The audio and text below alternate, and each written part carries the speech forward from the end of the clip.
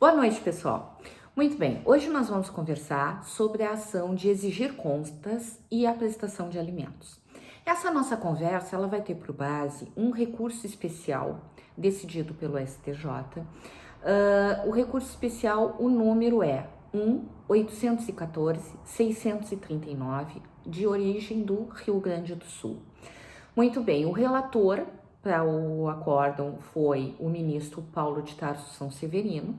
O relator para a redação do acórdão foi o ministro Moura Ribeiro.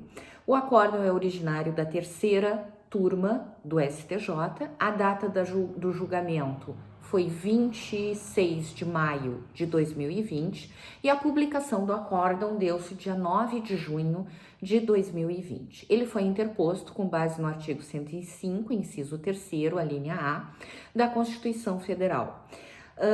E ele foi interposto, esse RESP, contra um acórdão que havia sido proferido pela 7ª Câmara Cível do TJRS, que desproveu um recurso de apelação. Então, esses são os dados sobre os quais nós vamos nos debruçar a respeito dessa questão. Bom, qual é a controvérsia? Em primeiro lugar, a grande dúvida que fundamenta esse acórdão seria a viabilidade jurídica ou não da ação de prestação de contas. No caso, prestação de contas, o nome que nós tínhamos no CPC de 73, hoje é a ação de exigir contas, mas essa ação começou lá em 2015, então por isso prestação de contas. Então seria a viabilidade jurídica ou não da ação de prestação de contas ajuizada pelo alimentante em desfavor da genitora e guardiã do alimentado, a fim de obter informações acerca da destinação da pensão alimentícia que alcança mensalmente a esse. Essa é uma questão bastante controvertida. A questão quando um dos pais fica com a guarda unilateral, o outro fica prestando alimentos, a possibilidade ou não de exigir que aquele guardião que está com um menor preste contas àquele que está alcançando os alimentos ao menor. Bom, essa questão tremendamente polêmica foi discutida então nesse recurso especial e eu estou trazendo agora as considerações a respeito desse julgamento. Então vejamos, no primeiro grau o que nós tivemos? A prestação de contas ela foi indeferida no primeiro grau, por reconhecer o juízo de primeiro grau a inadequação da via, a utilização dessa prestação de contas no momento em que eu tenho uma obrigação alimentar. E essa inadequação da via foi embasada em 3 pontos, pelo juízo de primeiro grau. O primeiro, a irrepetibilidade dos alimentos, ou seja, já estavam pagos. Segundo, a ausência de demonstração da utilidade que o autor, então o genitor que estava pagando os alimentos, teria com a demanda que não pudesse ser alcançada em uma ação revisional, então ele poderia perfeitamente entrar com uma ação revisional de alimentos para discutir essa prestação. E terceira base que se deu o julgamento do primeiro grau foi quais as situações específicas que embasariam a suspeita do desvio de função dos alimentos, Então, foi dito que na ação tinha sido proferido um pedido genérico e que isso não seria possível, então não foi apontado pelo genitor nenhuma malversação daquele dinheiro, simplesmente foi pedido que a genitora prestasse contas. Muito bem. No segundo grau, essa sentença ela restou confirmada pelo acórdão do segundo grau e a apelação então foi improvida. Não conforme o pai manejou o recurso especial, certo? E no STJ, o ministro relator inicia o seu voto dizendo que a jurisprudência daquela corte, do STJ, por suas turmas de direito privado, orienta-se no sentido de que a ação de prestação de contas é, em regra, a via inadequada para a fiscalização dos recursos decorrentes da obrigação alimentar. Assim, ele inicia o seu voto. Bom, ele traz ainda que a ação de prestação de contas ela estaria vocacionada essencialmente à apuração de um crédito, tá? A partir de uma relação jurídica material subjacente, o que evidencia a natureza condenatória dessa ação. Então, trocando em miúdos, tá? A discussão das contas, ela seria realizada de forma incidental, então no meio de uma outra discussão, somente como meio de definir responsabilidade de pagar do devedor. Seu resultado seria então a condenação desse devedor ao pagamento de saldo apurado, certo? Então esse é o primeiro argumento que traz o ministro relator. Então, a partir desses argumentos, ele tem uma conclusão preliminar, uma conclusão inicial, que o provimento jurisdicional próprio da ação de exigir contas, e ele já passa a tratar como exigir contas, né, é a apuração de eventual crédito, né, mediante critérios puramente quantitativos. Este procedimento, então, ele seria, no entender do ministro relator, incompatível com a pretensão fiscalizatória, né? O que o alimentante quer? Fiscalizar. Fiscalizar se aquele dinheiro está sendo bem empregado, está sendo empregado em função do menor, se a genitora está cumprindo isso, né? Ele não está visando a apuração de algum saldo devedor e a cobrança eventual desse saldo devedor. Ele quer saber se está sendo bem cumprido os alimentos que ele está alcançando. E eram alimentos de grande monta. Inicialmente teve, no caso concreto, uma condenação a 30 salários mínimos, depois houve uma redução para 15 mil reais mês. Então, é esse o panorama que se deu essa controvérsia. Então, esse procedimento, então, voltando, ele é incompatível com a pretensão fiscalizatória do alimentante em relação aos recursos transmitidos ao alimentado, que não está sob a sua guarda. Ele pontuou também alguns momentos dentro do seu voto. O primeiro ponto importante que ele pontuou é que o alimentante ele não tem uma relação jurídica de direito material com a mãe guardiã do seu filho. A mãe é terceira, ela é só a representante do menor. A relação de alimento se dá entre o genitor e o menor. A mãe, no caso que está com a guarda, não tem essa relação de direito material com o pai. Bom, mas apenas essa relação material se estabelece com o titular dos alimentos. Um pai não é credor de outro pai. O filho, sim, o filho é credor, mas um pai não é credor de outro. Então, não haveria essa relação jurídica de direito material, primeiro ponto.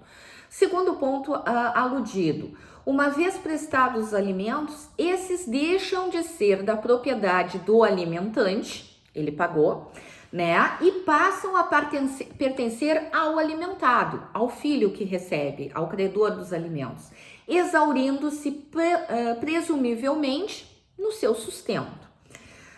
Um terceiro e último ponto analisado é que a malversação dessa verba alimentar pelo guardião não ensejaria a restituição dos valores desviados ou mal empregados, notadamente em razão da irrepetibilidade dos alimentos. Então, o ministro relator coloca esses 3 pontos iniciais.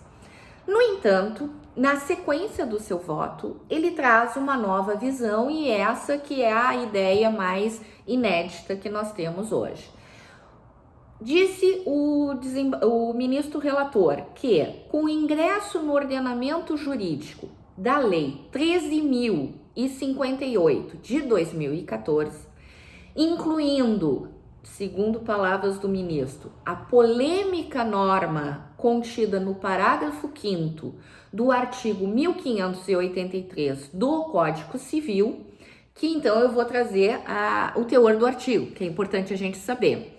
Então, diz o parágrafo 5º do artigo 1583 do Código Civil. Vou me permitir a leitura. A guarda unilateral, é o caso, obriga o pai ou a mãe que não detenha essa guarda a supervisionar os interesses dos filhos e para possibilitar tal supervisão, qualquer dos genitores será sempre parte legítima para solicitar informações e ou prestação de contas, objetivas ou subjetivas, em assuntos ou situações que direta ou indiretamente afetem a saúde física e psicológica e educação de seus filhos. Então, o ministro disse que após o advento dessa lei 13.058 de 2014, que incluiu esse parágrafo 5º ao artigo 1583, tem que se ponderar outros fatos, outros pontos ele vai pontuar. Então, essa nova lei, ela versa sobre a legitimidade do genitor não guardião para exigir informações e ou prestações de conta ao guardião unilateral, devendo a questão ser analisada especialmente sob o enfoque e à luz dos princípios de proteção integral da criança e do adolescente. A de isonomia é outro princípio que deve ser analisado, e principalmente o princípio da dignidade da pessoa humana. Então, à luz de 3 princípios: primeiro princípio, proteção integral da criança e do adolescente; segundo princípio, isonomia; terceiro princípio, dignidade da pessoa humana, que são consagrados na ordem constitucional vigente. Dessa forma, o ministro prossegue o seu voto dizendo que, como os alimentos prestados são imprescindíveis para a própria sobrevivência do alimentando, eles devem, ao menos, assegurar uma existência digna a quem os recebe. Assim, a função supervisora, essa fiscalização por qualquer um dos detentores do poder familiar em relação ao modo pelo qual essa verba alimentar fornecida vem sendo empregada, além de ser um dever imposto pelo legislador, é um mecanismo que dá concretude ao princípio do melhor interesse e proteção da criança e do adolescente. Logo, não há apenas aqui interesse jurídico desse guardião, desse pai, desse genitor que presta os alimentos, que ingressou com a ação. Então, eles colocam que não há apenas um interesse jurídico, mas também existe um dever legal. Um dever legal do genitor alimentante de acompanhar os gastos do filho alimentado que não se encontra sob a sua guarda, fiscalizando o atendimento integral das suas necessidades materiais e imateriais, essenciais ao desenvolvimento físico e psicológico do menor, aferindo o real destino e o emprego da verba alimentar que é paga mensalmente, pois ela é voltada para esse fim. Por fim, o ministro relator traz que o que justifica, então, o legítimo interesse desse genitor nessa ação é exclusivamente a finalidade protetiva da criança e do adolescente, beneficiário dos alimentos, diante de sua possível malversação e não eventual acertamento de contas. Então, o que vai prevalecer é a proteção e não a pura e simples prestação de contas.